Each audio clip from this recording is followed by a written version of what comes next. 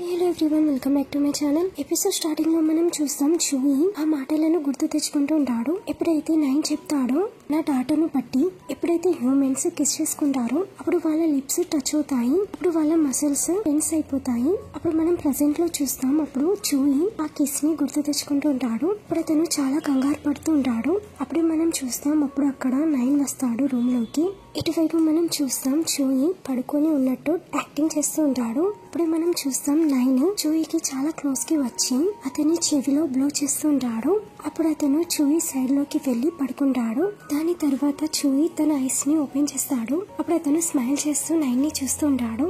అప్పుడు అతను మళ్ళీ వాళ్ళ కిస్ గురించి ఆలోచిస్తుంటాడు. అక్కడ 9 ని చూసిన తర్వాత చూయి యొక్క హార్ట్ బీట్ కూడా ఫాస్ట్ గా కొట్టుకుంటూ ఉంటుంది. అప్పుడు అతను అతని మనసులో అనుకుంటాడు, చాలు ఇప్పుడు కొంచెం ఎక్కువ అయింది, ఇది కేవలం పిచ్చింగ్ ఎక్స్పీరియన్స్ మాత్రమే. అప్పుడు చూయి అంటాడు, 9 నువ్వు ఇప్పటి వరకు కూడా పడుకోలేదు. అప్పుడు 9 అంటాడు, మీరు కూడా ఇప్పటి వరకు పడుకోలేదు.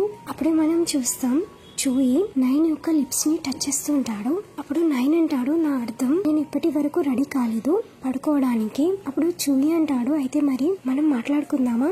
అప్పుడు 9 అడుగుతాడు, మీరు ఏం చెప్పాలనుకుంటున్నారు? అప్పుడు చూయి అంటాడు, నాకు మాట్లాడడంలో ఎలాంటి ఎక్స్పీరియన్స్ లేదు. అప్పుడు 9 అంటాడు, అవును, మీరు మీ టైం ని చదవడంలో ఉన్న ఎగ్జామ్ పేపర్స్ ని రెడీ చేయడంలో పెట్టేస్తారు. అప్పుడు చూయి అంటాడు, తెలియదు అంకల్ నిన్ను ఇంకా ఏమేం నేర్పించాడో. అప్పుడు 9 అంటాడు, ఈ అబ్బాయికి అసలు వేరే మనుషులంటే అసలు నచ్చదు. అతను ఎవరికి కూడా క్లోజ్ గా వెళ్ళాలనుకోవడం లేదు. అతనికి అనిపిస్తుంది అతను మొత్తం ఒంటరిగా చేయగలడు అని. కానీ అలా కాదు. నేను ఎలాగో ఆపాలి నా కొడుకుని? మేబీ ఒకవేళ 9 అతని దగ్గరికి వెళ్తే మొత్తం సరిదిద్దుకుంటుంది కావచ్చు. మనం ట్రై చేయగలము. అప్పుడు చూయి అంటాడు, ఏంటి నీకు అన్ని మాటలు గుర్తుంటాయా? ఎవరేం చెప్పారో? ఒకవేళ నువ్వు అనుకో, ఎప్పుడైనా ఒక రోజు నువ్వు షట్ డౌన్ అయిపోతే దాని తర్వాత మళ్ళీ నువ్వు రీస్టార్ట్ అయితే దానికి 9 అంటాడు, నన్ను షట్ డౌన్ నుండి రీస్టార్ట్ చేయవలసిన అవసరం లేదు. ఎందుకంటే నేను చాలా స్ట్రాంగ్ క్యాపిటల్. నేను కేవలం బ్రేక్ అవ్వగలను. అలా జరిగితే నాలో కొత్త సాఫ్ట్వేర్ ని ఇన్స్టాల్ చేయవలసి ఉంటుంది, లేకపోతే హార్డ్వేర్ నైనా. అది విన్న తర్వాత చూయి అక్కడ సాడ్ అయిపోతాడు. అప్పుడే 9 అంటాడు, అయినప్పటికీ నేను హ్యూమన్ కాదు కదా, అయినప్పటికీ మీరు నన్ను మీ ఫ్రెండ్ లాగా అనుకుంటున్నారు, అలా ఎందుకు? అప్పుడు చూయి అంటాడు, ఎందుకంటే నువ్వు నా గురించి నా ఫ్రెండ్, నేను నిన్ను ఒక కంప్యూటర్ లాగా అనుకోను, సో ఎక్కువగా ఆలోచించకు. అదంతా విన్న తర్వాత 9 స్మైల్ చేస్తుంటాడు. నెక్స్ట్ సీన్ లో మనకి మార్నింగ్ సీన్ ని చూపిస్తారు. అప్పుడు మనం చూస్తాం చూయిని అతను చాలా బ్యాడ్ డ్రీమ్ ని చూస్తుంటాడు. ఎప్పుడైతే అతను 9 ని కిస్ చేస్తూ ఉంటాడో అప్పుడే 9 బ్రోక్ అయిపోతాడు. అప్పుడు అతను అరుస్తూ ఉంటాడు, 9 నీకేమైంది? కానీ అప్పుడు 9 ఏం చెప్పడు. సో అదంతా చూసిన తర్వాత చూయి కంగారు పడుతూ నిద్రలేస్తాడు. దాని తర్వాత అతను కిచెన్ రూమ్ లో నుండి 9 కుకింగ్ చేస్తున్న శబ్దాలను వింటుంటాడు. ఇటువైపు చూయి తన డ్రీమ్ ని తీసుకుని చాలా కంగారు పడుతూ ఉంటాడు. అప్పుడు అతను చెప్తూ ఉంటాడు, ఒకవేళ అతనికి ఏమైనా అయిపోతే నేను చేయాలి? నెక్స్ట్ సీన్ లో మనం చూస్తాం 9 చూయికి రెడీ కావడానికి హెల్ప్ చేస్తూ ఉంటాడు. ఇటువైపు చూయి ఆలోచిస్తుంటాడు. ఎవరు 9 ని కోల్పోయే బాధ అతనికి అతని ఫేవరెట్ డాగిని కోల్పోయినప్పుడు కలిగిన గుర్తుకు తెస్తుంది. అప్పుడు అతను తరచూ 9 గురించి ఆలోచిస్తుంటాడు. అతను 9 కి బాయ్ అని చెప్పి అక్కడ నుండి వెళ్ళిపోతాడు.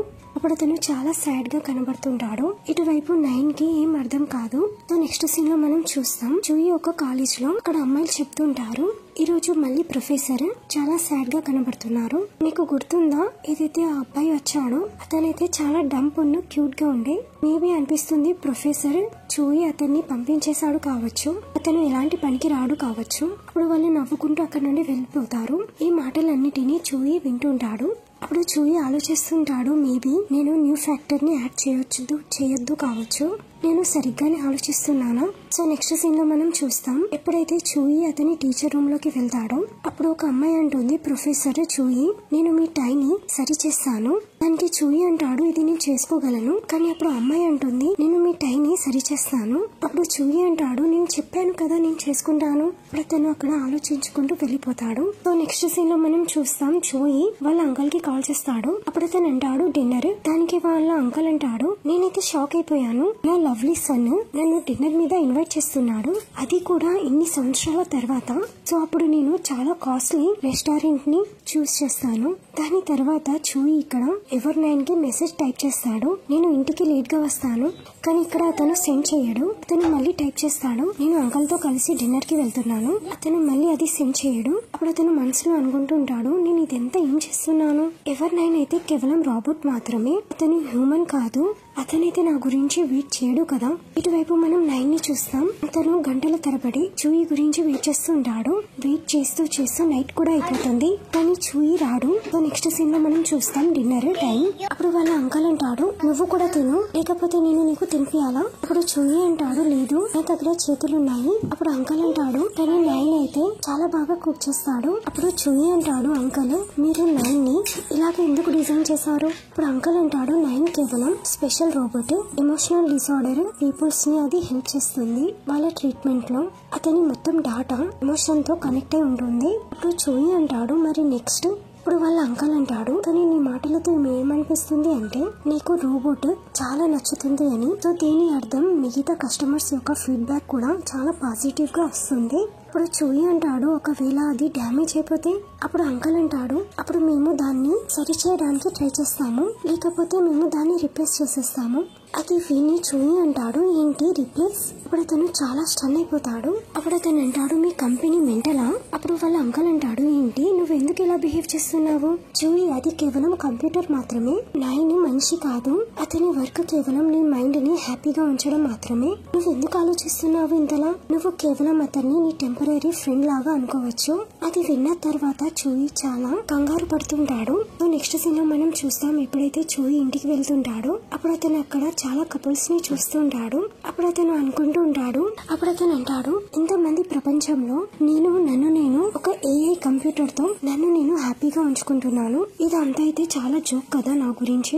అప్పుడు అతను అలా ఆలోచించి చాలా సాడ్ గా అవుతుంటాడు. అప్పుడు మనం చూస్తాం అక్కడ వర్షం పడుతుంటుంది. అప్పుడు మనం సీన్ చూస్తాం 9 ది. అతను ఉరుములు మెరుపుల శబ్దంతో చాలా భయపడుతుంటాడు. అతనికి థండర్స్ వల్ల చాలా భయం వేస్తుంటుంది. ఇక్కడ వాళ్ళ అంకల్ చెప్తుంటాడు, 9 ని రియల్ లాగా ఫీల్ చేయించడానికి మేము మా కంపెనీ వాళ్ళు అతనిలో కొన్ని డ్రాబ్యాక్స్ ని కూడా యాడ్ చేశాము. ఆ విషయాన్ని గుర్తు తెచ్చుకొని చూయి చాలా కంగారు పడుతూ పరిగెడుతూ వెళ్తుంటాడు. 9 గురించి 9 యొక్క డ్రాబ్యాక్ ఏంటిది అంటే అతనికి ఉరుముల మెరుపుల వల్ల అతనికి భయం వేస్తుంటుంది. ఇటువైపు చూస్తాం మనం 9 ని అతను ఒంటరిగా చీకట్లో కూర్చొని ఉంటాడు. అప్పుడు అతను అనుకుంటూ ఉంటాడు, అయితే దీన్ని భయం అంటారు, కానీ ఇప్పటి వరకు చూయి ఎందుకు రాలేదు. అతను భయంతో బెడ్రూమ్ లోకి వెళ్లి దాక్కుని ఉంటాడు. ఇప్పుడు మనం చూస్తాం కొంత టైం తర్వాత చూయి పరిగెడుతూ 9 అని అరుస్తూ వస్తుంటాడు. ఇప్పుడు అతను అంటుంటాడు, 9 నువ్వు ఎక్కడున్నావు. అప్పుడు అతను పరిగెడుతూ బెడ్రూమ్ లోకి వెళ్తాడు. ఇప్పుడు అతను 9 ని చూసి అంటాడు, 9 నువ్వు బాగున్నావా, నువ్వు నన్ను వింటున్నావా లేదా. ఇప్పుడు 9 అంటాడు, మీరు 13 hours 11 minutes ఫస్ట్ టైం మీరు నాతో ఇంత దూరంగా ఉండే. నేనైతే అనుకున్నాను మీరు రారు కావచ్చు. అప్పుడు చూయి ఆలోచిస్తూ ఉంటాడు నిన్నటి విషయాలని. ఇప్పుడు వాళ్ళ అంకల్ చెప్తూ ఉంటాడు, మేము అతని లోపల ఎమోషనల్ యొక్క డాటాని యాడ్ చేసాము. అతను దేన్నైతే చూస్తాడో అతని లోపల అవి ఇన్పుట్ అవుతాయి. అప్పుడు చూయి అంటాడు, 9 నేనైతే వచ్చేసాను కదా, నీ డాటా అయితే సరి అయిపోయింది కావచ్చు కదా.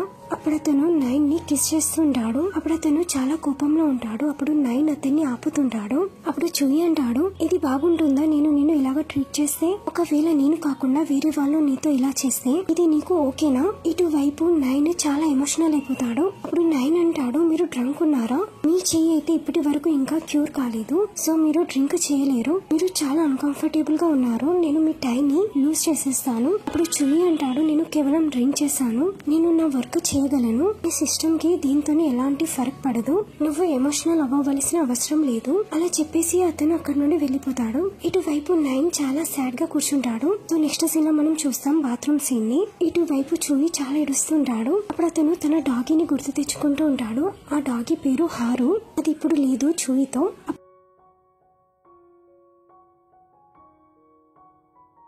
అతను అంటూ ఉంటాడు, చూయి నీకు ఎలాంటి రైట్ లేదు కోపగించడానికి, ఇంకా ఎలాంటి హోప్స్ పెట్టుకోవడానికి. 9 ని కేవలం రెడీ చేశారు. అతను హ్యూమన్ కాదు, అతను కేవలం ఒక రోబోట్ మాత్రమే. అర్థమైందా నీకు. అతను నిన్ను అర్థం చేసుకోలేడు. నెక్స్ట్ సీన్ లో మనం చూస్తాం 9 ని.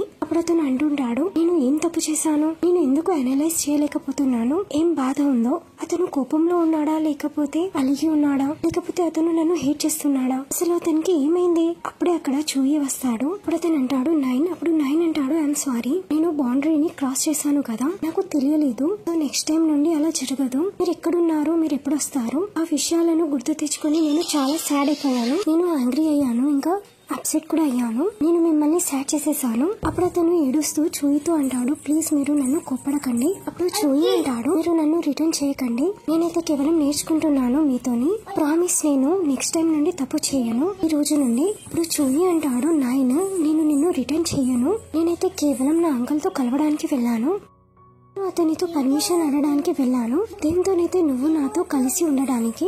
అతను నన్ను కోప్పడ్డాడు కూడా, అతను నాతో చెప్పాడు నువ్వు కేవలం ఒక రోబోట్ ఏఐ అని. ఏదైతే అతను నా గురించి నేను రెడీ చేశాడు, కానీ నా గురించి నువ్వు ఒక రోబోట్ కాదు, నువ్వు అందరికంటే యూనిక్. ఒకవేళ అతను ఎప్పుడైనా నా దగ్గర నుండి నిన్ను తీసుకెళ్తే అప్పుడు నేను ఏం చేస్తాను. ఇక్కడ మనం చూస్తాం చూయి 9 ని కోల్పోవడానికి భయపడుతుంటాడు. ఇప్పుడు చూయి అంటాడు ఎమోషనల్ అయ్యి, నేను రోజు కాలేజ్ తర్వాత వచ్చిన తర్వాత నిన్ను చూసి అలవాటైపోయింది, ఒక రోజు నేను నిన్ను చూడలేకపోతే, ఒకవేళ నీ బాస్ చేంజ్ అయిపోతే నువ్వు అతని గురించి కూడా ఇలానే వెయిట్ చేస్తావు కదా. అప్పుడు 9 కాదు అని తల ఊపుతుంటాడు. అప్పుడు చూయి అంటాడు, ఒక రోజైతే నువ్వు తప్పకుండా అంతా మర్చిపోతావు, కానీ కేవలం నాకు మాత్రమే ఇదంతా గుర్తుంటుంది, నువ్వెవరో, నేనైతే కేవలం నన్ను నిన్ను అర్థమయ్యేలాగా చేసుకుంటున్నాను. 9 ఎప్పుడు కూడా నాతో కలిసి ఉండలేడు అని, కానీ నేను నిన్ను నాతో ఉంచుకోవాలనుకుంటున్నాను. అది విన్న తర్వాత 9 చూయిని పట్టుకుంటాడు. అప్పుడు అతను పట్టుకొని చూయితో అంటూ ఉంటాడు, నేను ఎప్పుడు కూడా మిమ్మల్ని వదిలేసి ఎక్కడికి వెళ్ళను, ఇప్పుడు కూడా కాదు, మీరు ఇలాగా ఆలోచించకండి, నేను ఎప్పుడు కూడా మిమ్మల్ని ఒంటరిగా వదిలేసి వెళ్ళను, నేను ఎప్పుడు మీతోనే కలిసి ఉంటాను ఎప్పటికీ కూడా. దీంతో ఈ ఎపిసోడ్ ఎండ్ అవుతుంది. మీకు వీడియో నచ్చినట్లయితే please like, share and subscribe.